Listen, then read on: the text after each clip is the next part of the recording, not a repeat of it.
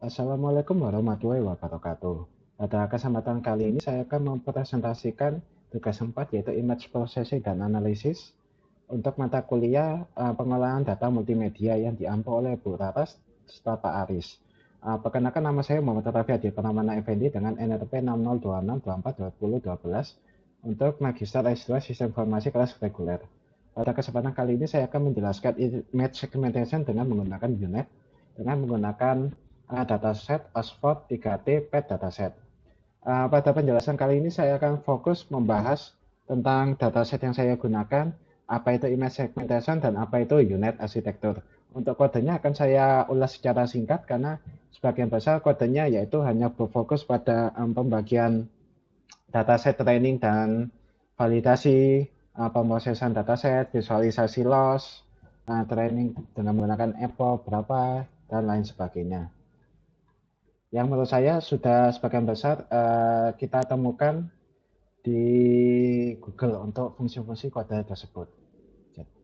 Lalu langsung saja untuk dataset yaitu Oxford 3T PET dataset terdapat 37 kategori dengan sekitar 200 gambar untuk masing-masing kelas yang dibuat oleh Visual Geometry Group di Oxford. Terdapat nama spesies, tas, kotak pembatas rapat ROI, dan segmentasi latar depan latar belakang seperti pada gambar ini. Ini intinya sebagai ground untuk kita melakukan training. Jadi sebenarnya apa itu image segmentation? Image segmentation adalah proses membagi sebuah citra digital menjadi beberapa region atau kumpulan pixel untuk menyederhanakan citra atau membuatnya lebih bermakna dan lebih mudah dianalisis. Tujuannya adalah mengubah citra menjadi sesuatu yang lebih bermakna tadi. Segmentation biasanya digunakan untuk menemukan objek dan boundariesnya atau batas-batasnya. Umumnya, penerapan image segmentation itu digunakan untuk medical imaging, yang pengalaman teman saya pada S1 Teknik Komputer dulu digunakan untuk melakukan segmentasi pembuluh darah dalam jantung. Lalu misalkan contoh lain yaitu autonomous vehicle untuk melakukan segmentasi jalan saat berkendara dengan menggunakan smart vehicle. Lalu satellite and aerial imaging untuk membedakan misalnya sawah dan bangunan dari foto satelit. Intinya yang ingin kita lakukan yaitu instance segmentation sebagai berikut. Kalau object detection kan kita hanya dapat menggunakan bounding box. Lalu bedanya object detection dengan classification dan localization yaitu objeknya yaitu lebih dari satu. Kalau ini hanya pixel saja, tidak ada objeknya. Penjelasan di atas saya ambil sebagai berikut. Lalu fokus utama kita yaitu apa sih UNet itu? UNet arsitektur itu dapat kita bagi menjadi dua, yaitu contracting atau decoder dan expanding yang ke atas ini atau encoder gitu. Untuk contracting itu bisa kita umpamakan sebagai convolution CNN pada umumnya yang dijelaskan di kelas oleh Bu Rasma. Fitur lainnya yang UNet menjadi khusus yaitu adanya proses upsampling dengan menggunakan upconvolution serta skip connection. Jadi fitur dari sini itu tidak dilakukan proses pada layer-layer ini, tapi langsung dari sini ke sini seperti berikut. Pengenalannya yaitu UNet merupakan sebuah terobosan besar untuk ranah image segmentation umumnya dalam citra biomedis pada tahun 2015 yaitu contracting pad dan expanding pad. Jadi secara langsungnya kita bisa lihat sebenarnya apa sih contracting pad itu. Kita bisa lihat blok 1, blok 2, blok 3, blok 4, blok 5.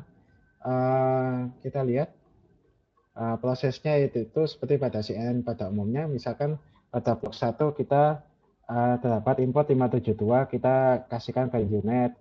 Citra ini memiliki hanya satu channel umumnya karena image untuk medis.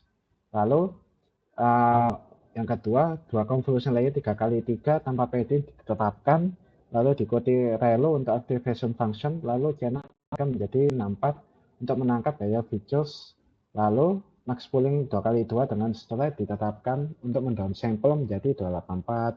Lalu untuk blok 2, blok 3, blok 4 ini prosedurnya kita lakukan yang sama. Lalu pada blok 5 yang terakhir ini jumlah fitur channel mencapai 1024 setelah digandakan. Dilakukan juga dua convolution layer 3x3 tanpa padding dengan ReLU.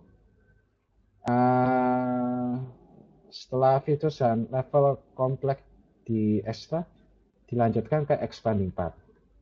Jadi expanding path yang ini, yang ke atas ini, ada yang namanya tadi kita jelaskan skip connection, digunakan untuk mengirim features node langsung dari contracting path ke expanding path tanpa harus melewati semua blok.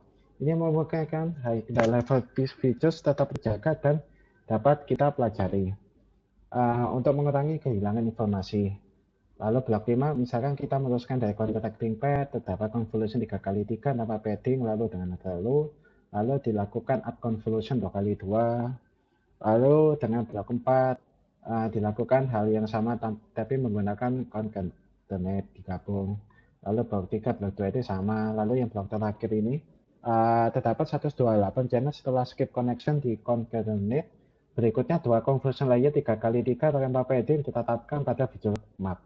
Dengan ReLU menentukan jumlah channel menjadi 64. Lalu terdapat convolution layer 1x1 diikuti activation layer, misalkan untuk sigmoid, lalu digunakan untuk mengurangi jumlah channels menjadi jumlah classes yang diinginkan.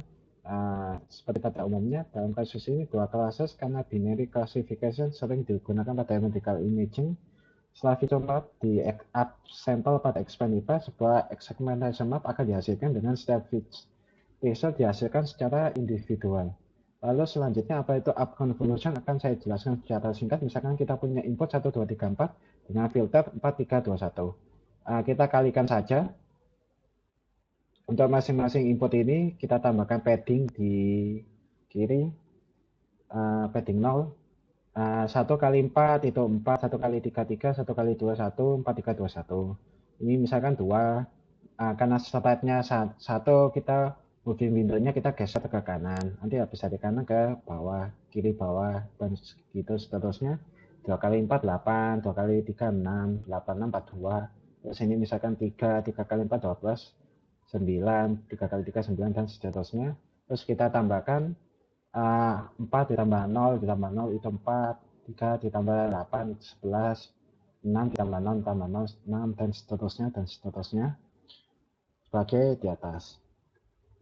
Lalu untuk penjelasan kode, yaitu pertama kita akan import library berikut ya, matplotlib, numpy, dan lain-lain. Lalu kita menggunakan TensorFlow, lalu kita load data-datanya dengan menggunakan fungsi sebagai berikut, dengan mencari pada nama file,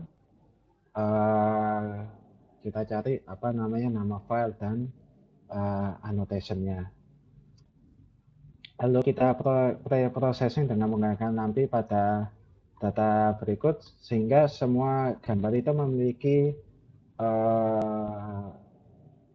pixel yang sesuai gitu jumlahnya, kan nggak boleh beda soalnya, ya umum lah. Oke, lalu selanjutnya ada unit encoder block yang kita jelaskan tadi. Ini untuk contracting path-nya tadi yang apa? Yang ini itu kita define di mana tadi? Yang ini decoder. Oh, maksud saya yang encoder maksudnya. Encoder itu yang contracting path. Terus yang unit decoder itu yang ke atas itu yang expanding path. Kita define di sini, terus kita compile di sini, lalu kita proses datasetnya, kita download dan di lokal sebagai berikut. Kita tampilkan nanti contoh-contohnya. Nah, kita lihat misalkan kita punya gambar kucing, ini untuk contohnya yang akan kita gunakan sebagai acuan gitu supaya model dapat belajar. Lalu yang kedua, contoh lain visualisasi hasil lainnya untuk file anotasinya itu kita punya gambar kucing yang sangat lucu ya. Terus ini tree map-nya ada gambar kucingnya yang merah, batas-batasnya border, serta background-nya warna hitam ini. Oke, lalu selanjutnya kita split training-nya menjadi dua, yaitu training dan validasi sebagai berikut. Dapat 5.912 image. untuk training dan 1478 untuk validasi. Ini contoh lainnya untuk ground truth-nya. Kita build unitnya dengan model sebagai berikut. Lalu kita compile dengan loss function yang telah kita terapkan sebagai berikut juga. Lalu kita train sebanyak 20 epoch, lalu didapatkan untuk lossnya yaitu benirnya 0,216, akurasinya dapat cukup bagus yaitu 0,91, validation akurasinya 0,88. Kalau kita melakukan bias check yang seperti kita lakukan di kelas, didapatkan hasilnya sebagai berikut. Hasilnya tidak terjadi underfitting maupun overfitting ya gitu. Kita bisa lihat seiring bertambahnya epoch loss-nya semakin berkurang. Lalu train akurasi dan validation akurasi juga sama-sama bertambah gitu. Tidak validation akurasinya tiba-tiba menukik tajam ke bawah di akhir-akhir epoch gitu. Lalu selanjutnya kita visualisasikan untuk hasilnya sebagai berikut yang akurasi tadi. Lalu misalkan kita buat untuk contoh testing sebagai berikut. Kita gambar kucing, ternyata unitnya mengenalinya sebagai berikut. Kalau misalkan kita kasih gambar lain sebagai berikut. Sekian dari saya, kurang lebihnya saya mohon maaf. Terima kasih banyak dan selamat siang.